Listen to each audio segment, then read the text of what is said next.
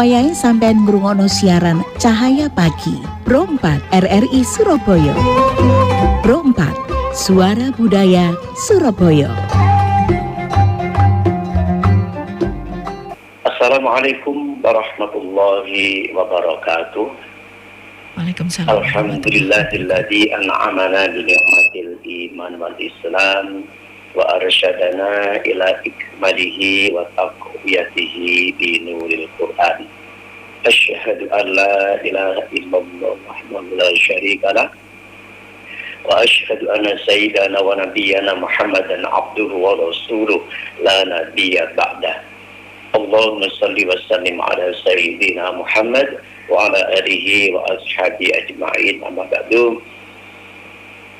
Yang kami muliakan semua pendengar Pro 4 Surabaya, RRI Surabaya yang dirahmati Allah SWT, khususnya Ningpur yang mudah-mudahan senantiasa dirahmati Allah SWT.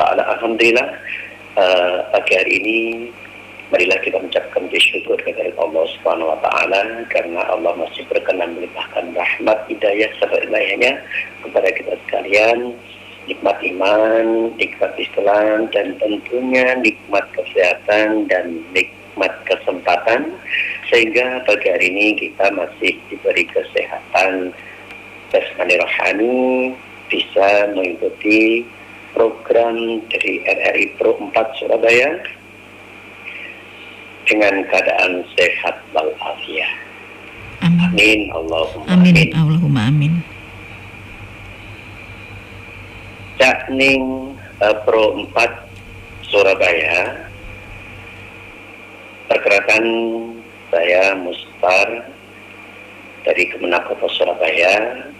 Topik pagi hari ini adalah manusia diciptakan dari tanah dan akan kembali ke tanah. Al-Quran menyatakan proses penciptaan manusia mempunyai dua jenis yang berbeda. Yang pertama dari benda padat. Manusia pertama Adam alaihissalam diciptakan dari atin atau tanah, at-turab tanah atau debu, min sal tanah liat, min hamain masnun tanah lumpur hitam yang busuk. Yang dibuat Allah SWT dengan seindah-indahnya. Kemudian Allah SWT meniupkan ruh darinya ke dalam diri manusia tersebut. Kedua dari benda cair, penciptaan manusia dalam proses ini manusia diciptakan dari inti sari tanah yang dijadikan air mani atau yang disebut dengan nutfah, darah alaqah yang mengandung yang menggantung maksudnya dalam rahim. Kemudian segumpal darah tersebut dijadikannya oleh Allah segumpal daging yang disebut mudghah, dan kemudian dipenuhi dengan tulang belulang, lalu kepadanya dititipkan ruh oleh Allah SWT. Manusia makhluk yang paling sempurna di antara makhluk-makhluk yang lain di muka bumi ini. Dengan sedikit banyaknya perbedaan pendapat mengenai penciptaan manusia, menurut ilmuwan dari barat, manusia berasal dari sejahtera kemudian melalui seleksi alam. Hal tersebut menyebabkan pro dan kontra di sebagian peneliti, namun pada hakikatnya yang lebih masuk akal yaitu yang tertera dalam kitab suci umat Islam, yakni Al-Quranul Karim. Manusia tercipta dari spesies mani yang tersimpan di dalam rahim wanita, kemudian menjadi segumpal darah dan segumpal daging, kemudian tumbuhlah tulang-tulang yang dibalut oleh daging tersebut, lalu ditiupkanlah ruh oleh Allah SWT. Manusia adalah makhluk hidup satu-satunya yang memiliki akal dan sangat berperan di muka bumi ini, baik sebagai subjek yang sangat berpengaruh dalam roda kehidupan sehari-hari yang dapat mencari kebutuhan yang diperlukannya. Banyak istilah dalam penyebutan manusia seperti al-bash, al-insan, al-ins, an-nas, al-unas, dan Bani Adam. Namun itu tidak mengurangi sedikit pun dari eksistensi manusia itu sendiri. Berikutnya pembahasan penciptaan manusia dalam perspektif Al-Quran. Di dalam perspektif Al-Quran, pada penciptaan manusia ada orientalitas yang bingung mengenai dengan sejumlah rumusan yang berbeda-beda menyangkut penciptaan manusia di dalam Al-Quran. Ada ayat yang menyatakan bahwa manusia diciptakan dari tanah liat, tembikar, saripati tanah, saripati air yang hina, air yang tertumpah dan mani yang terpancar. Bila diamati lebih dalam lagi dapat disimpulkan bahwa manusia berasal dari dua jenis, yaitu dari benda padat dan benda cair. Benda padat terbentuk tanah atau turub ya maksudnya ya. Tanah yang sudah mengandung air disebut juga tin, tanah liat yang disebut hama, dan tembikar yang disebut sal-sal. Benda cair disebut air mani yang dimaksud. Penciptaan manusia dari tanah. Surat Al-Imran ayat 59, Allah berfirman, A'udzubillahi minasyaitonirrajim, Bismillahirrahmanirrahim.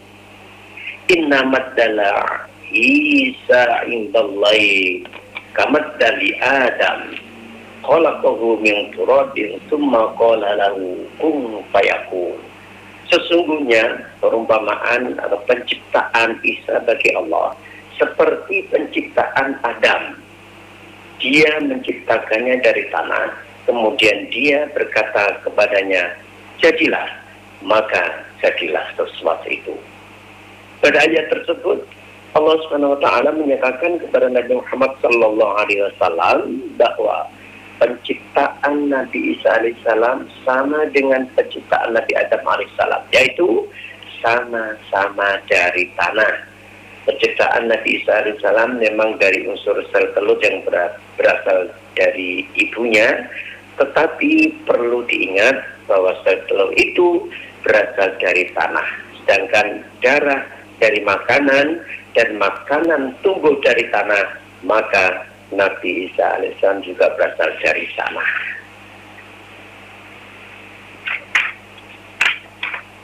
Cakning Perumpat Surabaya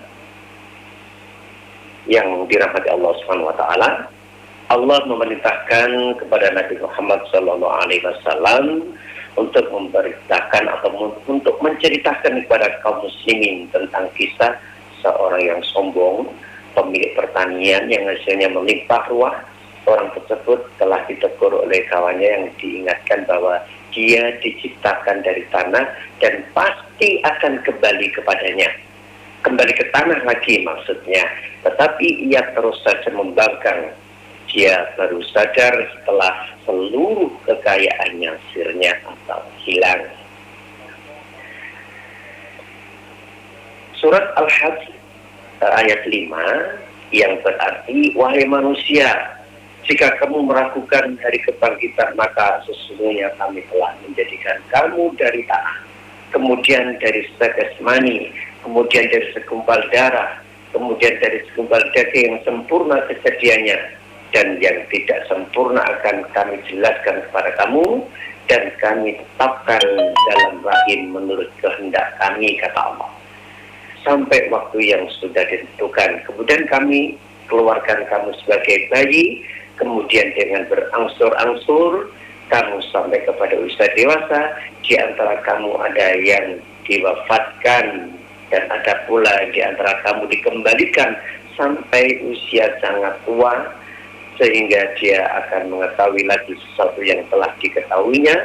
Dan kamu lihat bumi ini kering, kemudian apabila telah kami turunkan air hujan di atasnya, hiduplah bumi itu dan menjadi subur dan menumbuhkan berbagai jenis pasangan pertumbuhan yang indah.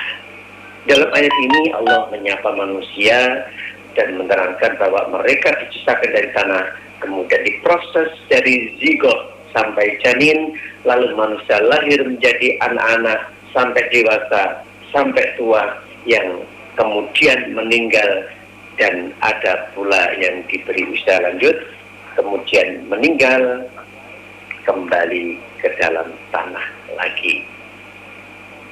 Cakning Pro 4 yang dirahmati Allah Subhanahu wa taala, menurut Al-Asfahani, kata tin bermakna tanah yang sudah bercampur air atau tanah basah. Allah berfirman dalam Quran surat Al-An'am ayat 2, A'udzubillahi minasyaitonir rajim, huwallazi khalaqakum min tinin tsumma qada ajala wa ajallu musamma indahu tsumma antum tantarun. Dialah yang menciptakan kamu dari tanah, kemudian dia menetapkan ajal atau kematianmu dan batas waktu tertentu yang hanya diketahui olehnya, yakni Allah yang hanya mengetahui, namun demikian kamu masih melakukannya. Cakning yang dirahmati Allah Subhanahu wa taala. Kemudian penciptaan manusia dari sal-sal, ya, sal-sal. Sal-sal adalah tembikar kering yang berongga yang dibuat dari tanah sehingga mengeluarkan bunyi bila ditiup atau diajarkan. Dan itu menurut Al-Quran dibuat dari hama, yaitu tanah liat yang sedikit berbau. Tanah itu dibentuk atau masnun menjadi sal-sal tersebut. Kata tersebut diulang 3 kali dalam Al-Quran. Allah berfirman dalam surat Al-Hijr ayat 26, 28 dan 33. Ayat 26 berbunyi, A'udzubillahi minasyaitonir rajim, wa laqad khalaqnal insana min salsalin min hama'in masnun. Dan sungguh kami telah menciptakan manusia dari tanah liat yang kering, dari lumpur hitam yang diberi bentuk.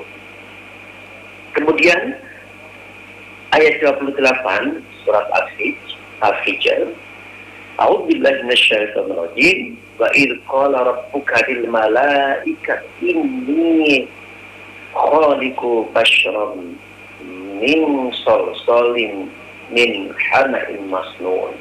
Dan ingatlah ketika Tuhan berfirman kepada para malaikat, sungguh aku akan menciptakan seorang manusia dari tanah liat, kering dan lumpur hitam yang diberi bentuk.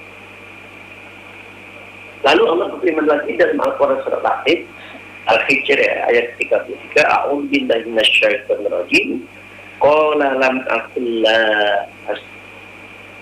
la asjuda li basyarin khalaqahu min salsalin min hama'in masnun. Iya, iblis berkata, aku sekali-kali tidak akan sujud kepada manusia yang engkau telah menciptakannya dari tanah liat kering, dari lumpur hitam yang diberi bentuk. Ini jin yang berkata, ya, isyarat tentang proses penciptaan manusia melalui satu tahapan alaqah lebih jauh dijabarkan dalam Al-Quran surat Al-Mu'minun ayat 12 dan sampai 14. Ayat 12 sampai 14 Quran surat Al-Mu'minun, yang artinya sungguh kami telah menciptakan manusia dari saripati, dari tanah, kemudian kami menjadikan air mani yang disimpan dalam tempat yang kukuh, yakni rahim.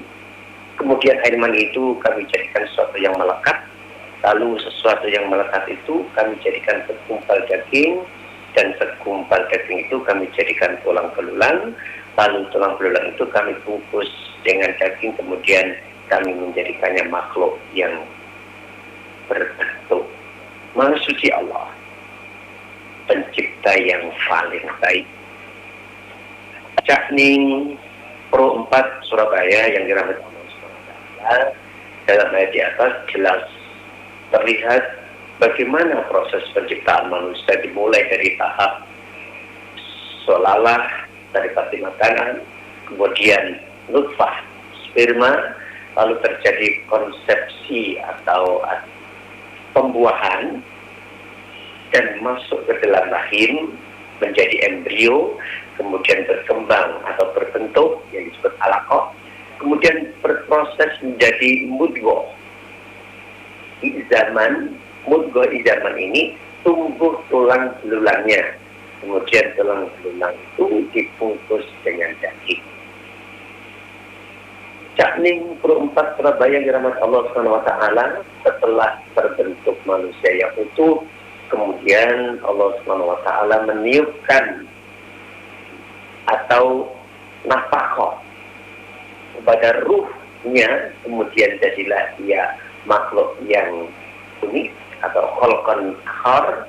Disebut demikian karena manusia memiliki substansi psikis atau psikis, maksudnya substansi psikis yang berasal dari substansi Tuhan sama sekali tidak memiliki makhluk-makhluk lain. Al-Quran menggunakan beberapa istilah dalam penyebutan manusia, yaitu meliputi al-bashar, al-ins, al-insan, an-nas, al-unas, bani adam, an-nafs, al-anfus, dan an-nufus. Cakning Pro 4 Surabaya rahimahullah, secara bahasa al-bashar berarti fisik manusia. Mana ini disimpulkan dari berbagai uraian tentang al-bashar. Menurut Abu al-Husain Ahmad Ibnu Faris Ibnu Zakaria dalam Mu'jam al-Makayis fil al-Lughah, ia menjelaskan bahwa semua kata huruf asal yang terdiri dari ba, shin, dan ra berarti sesuatu yang tampak jelas dan biasanya cantik dan indah. Dengan demikian, manusia-manusia atau bahwa manusia yang dijelaskan oleh al-bashar ditekankan pada gejala umum yang melekat pada fisik manusia secara umum relatif sama antara semua manusia. Allah SWT memakai konsep al-bashar dalam Al-Quran sebanyak 37 kali, salah satunya dalam Quran surat Al-Kahfi ayat 110. Allah berfirman yang artinya, katakanlah Muhammad, sesungguhnya aku ini hanya seorang manusia seperti kamu yang telah menerima wahyu bahwa sesungguhnya Tuhan kamu adalah Tuhan yang Maha Esa. Maka barang siapa yang mengharap pertemuan dengan Tuhannya, maka hendaklah dia mengerjakan kebajikan dan janganlah dia menyebut Tuhan dengan sesuatu pun dalam beribadah kepada Tuhannya. Cakning Pro 4 Surabaya yang dirahmati Allah SWT. Selanjutnya kata al-insan menurut Ibnu Mansur mempunyai 3 asal kata. Pertama berasal dari kata anasa yang berarti abaro, yaitu melihat. Alima yaitu mengetahui, dan istilah an yang berarti meminta izin. Kedua berasal dari kata nasia yang berarti lupa. Ketiga berasal dari kata anus yang berarti jinak, lawan dari kata al-waksyah yang berarti puas. Menurut Ibnu Zakaria, semua kata yang asal dari huruf alif, nun, sin mempunyai makna asli jinak, harmonis, dan tampak dengan jelas. Dari kedua uraian tersebut memiliki inti yang sama, bahwa manusia yang diistilahkan dengan al-insan tampak pada ciri-ciri khasnya, yaitu jinak. Tampak jelas kulitnya, juga potensial untuk memelihara atau melanggar aturan sehingga ia dapat menjadi makhluk yang harmonis atau kacau. Kata al-insan disebut dalam Al-Quran sebanyak 65 kali. Di antaranya surat Al-Alaq ayat 5, A'udzubillahi minasyaitonir rajim, 'allamal insana ma lam ya'lam. Dia mengajarkan manusia apa yang tidak diketahuinya. Iya. Cakning Pro 4 Surabaya dirahmati Allah SWT. Selanjutnya kata al-ins selalu bergandengnya dengan kata al-jin, karena kata tersebut selalu jadi perbandingan. Al-ins dengan al-jin adalah makhluk yang diciptakan Allah agar senantiasa mengabdikan dirinya, artinya beribadah kepada Allah sepanjang hidupnya. Al-ins dan al-jin juga makhluk pembangkang, sehingga mendapat tantangan dari Allah agar mereka bekerja sama untuk membuat semacam Al-Quran dan menjelajahi lapisan-lapisan langit. Kata Anas, selanjutnya kata Anas di dalam Al-Quran disebutkan sebanyak 240 kali kata Anas di dalam Al-Quran, sebagaimana Allah berfirman dalam Al-Quran surat Az-Zumar ayat 27, semua manusia tanpa kecuali telah diberi bekal potensi fitrah keagamaan, yaitu mengesahkan Tuhan. Manusia juga adalah makhluk yang diberikan kelebihan yang dapat menguasai daratan dan lautan, sebagaimana firman Allah dalam Al-Quran surat Al-Isra ayat 70, yang artinya, dan sungguh kami telah memuliakan anak cucu Adam, dan kami angkat mereka di darat dan di laut, dan kami beri mereka rezeki dari yang sebaik-baiknya, dan kami lebihkan mereka di atas banyak makhluk yang kami ciptakan dengan kelebihan yang sempurna. Dari keseluruhan ayat menggunakan kata Bani Adam, dapat dipahami bahwa manusia adalah makhluk yang memiliki kelebihan dan keistimewaan dibanding makhluk-makhluk yang lainnya.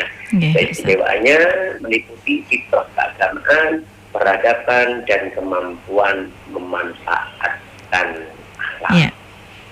Yakni, rahimahullah, demikian ulasan penjabaran dari materi manusia tercipta dari tanah dan akan kembali ke tanah lagi. Demikian, mohon maaf atas dan kekurangan. Nggih, matur nuwun sanget mukadimahipun Pak Ustadz. Mugi-mugi dados ilmu ingkang berkah, barokah ilmunya. Dicara Cahaya Pagi sesarengan Pak Ustadz Mustar MPD saking Kemenak Kota Surabaya. Halo Pak Ustadz. Halo. Nggih Pak Ustadz. Niki sampun wonten pertanyaan Pak Ustadz. Pertanyaan saking Reni Bratang, nggih. Pak Ustadz, bagaimana dalil proses penciptaan manusia yang pertama? Monggo langsung Pak Ustadz. Oke. Matur suwun Mbak Reni Lengpur. Ini pertanyaan dari Mbak Reni Bratang, nggih. Saya akan menjawab pertanyaan dari Mbak Reni Bratang. Bagaimana dalil proses penciptaan manusia yang pertama? Ya, jawabnya, proses penciptaan manusia dalam Al-Quran tercantum dalam Quran surat Al-Mu'minun ayat 12, ayat 13, ayat 14. Bunyi dalil tentang proses penciptaan manusia tersebut diantaranya sebagai berikut. Proses penciptaan manusia dijelaskan dalam Quran surat Al-Mu'minun ayat 12 sampai 14 menjelaskan bahwa manusia berasal dari sari pati tanah. Ya. Ayat 12 Allah berfirman, A'udzubillahi minasyaitonirrajim.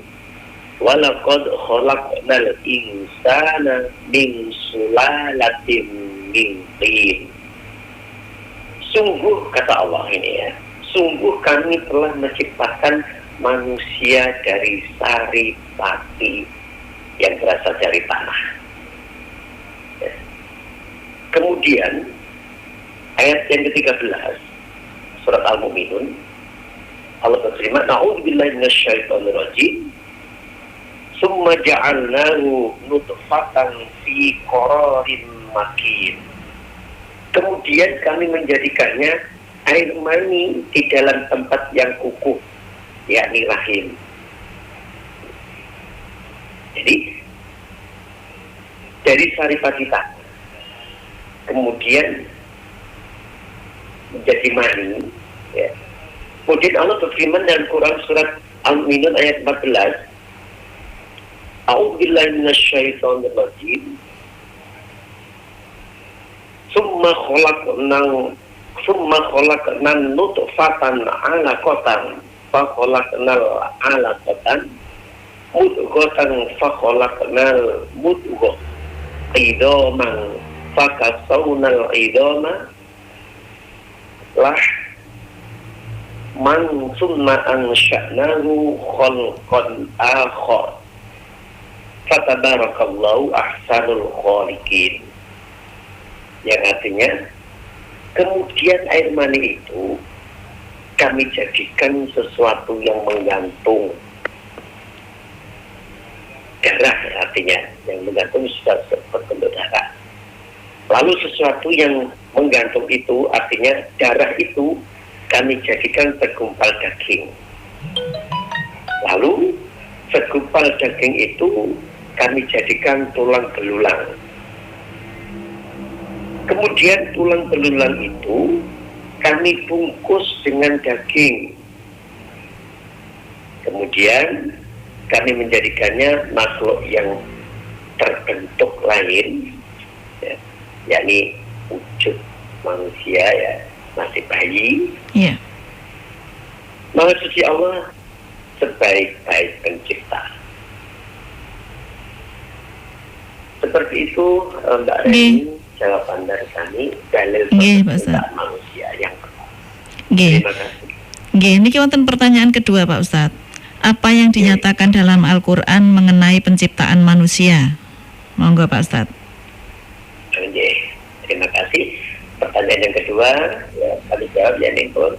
Pertanyaan yang kedua, apa yang dinyatakan dalam Al-Quran mengenai penciptaan manusia? Kami jawab, di dalam Al-Quran dijelaskan bahwa manusia merupakan makhluk yang tercipta dengan sebaik-baik penciptaan. Ini tercantum dalam Al-Quran surat At-Tin ayat 4.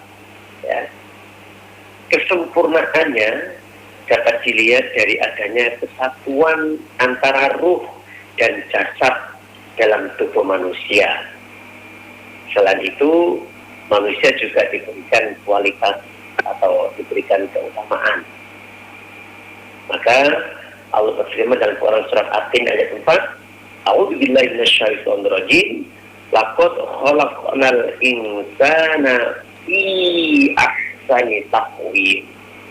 Sungguh kami benar-benar telah menciptakan manusia dalam bentuk yang sebaik-baiknya. Demikian Nipur jawaban dari kami. Nggih, Pak Ustadz.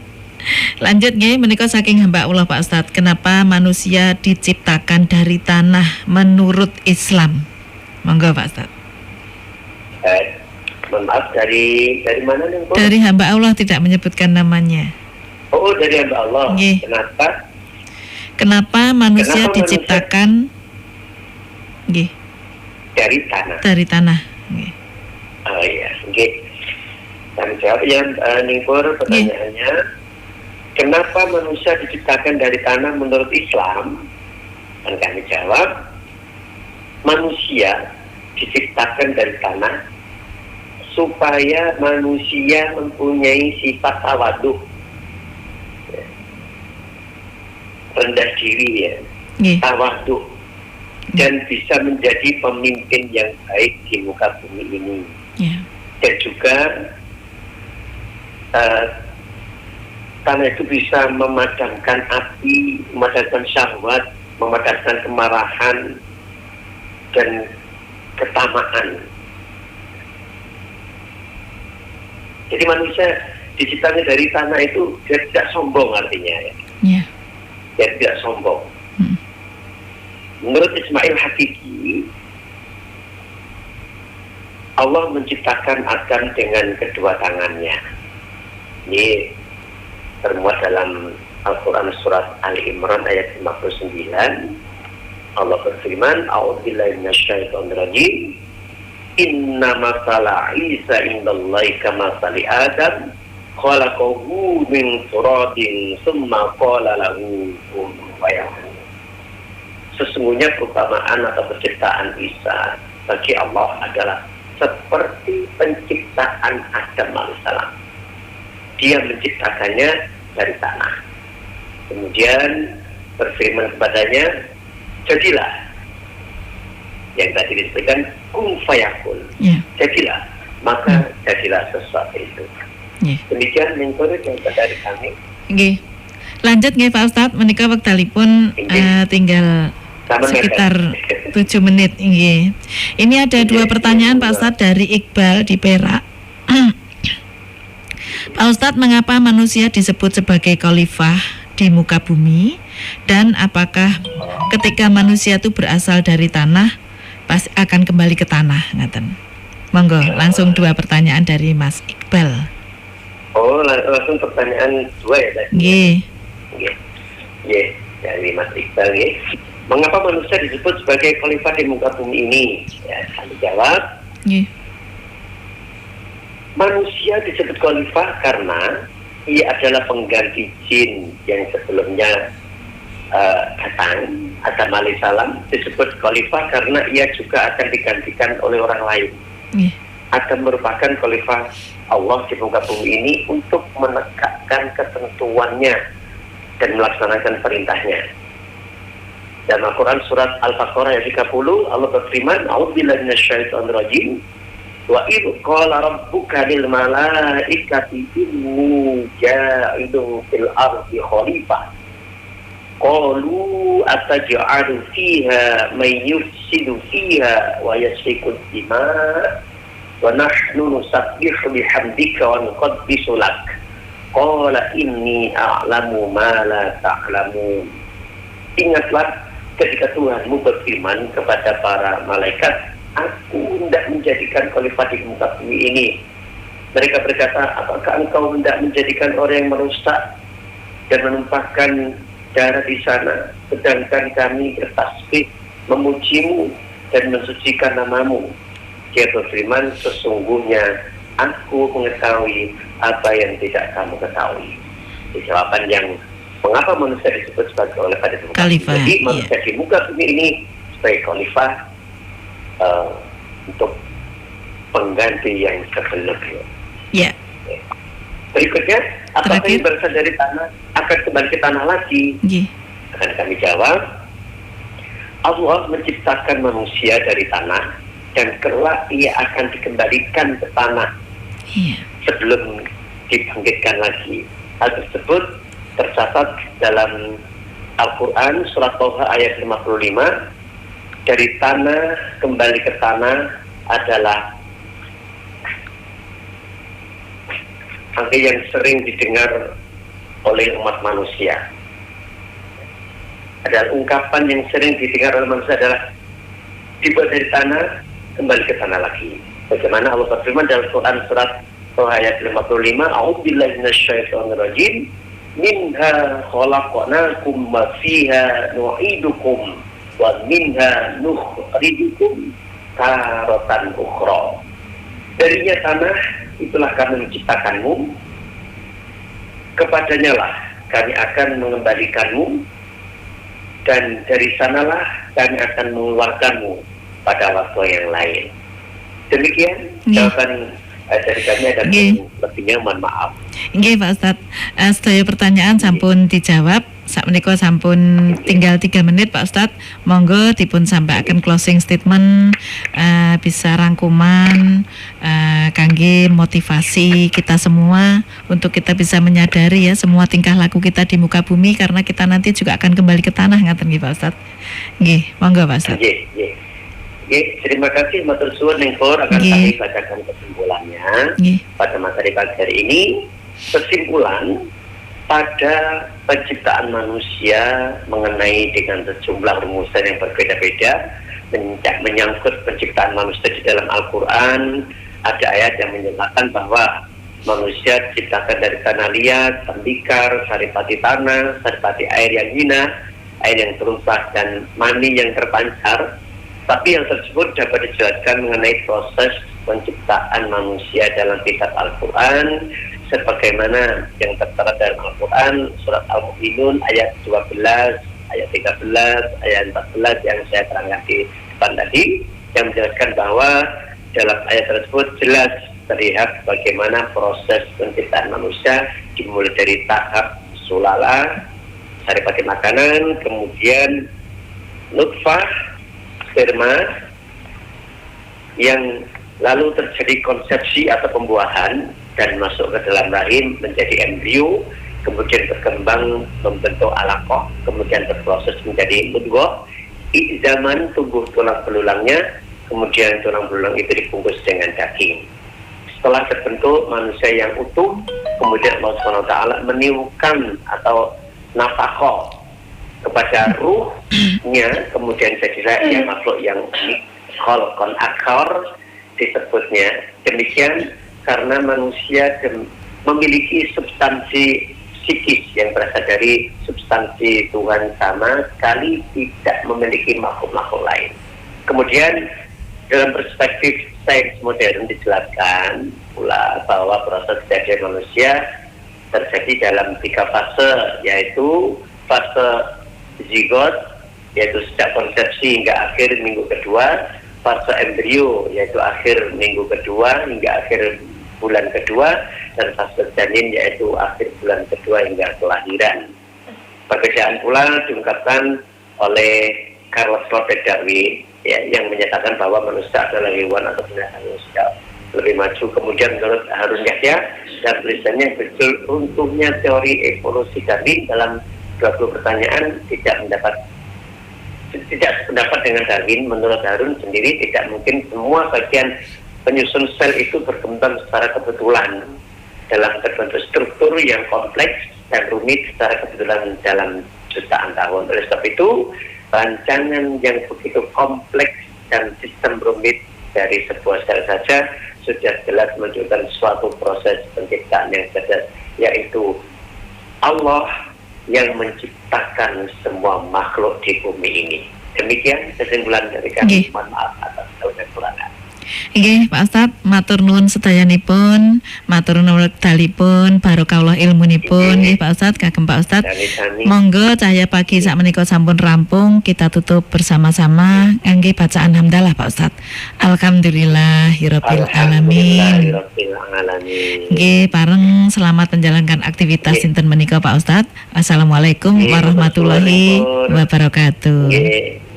Waalaikumsalam warahmatullahi wabarakatuh.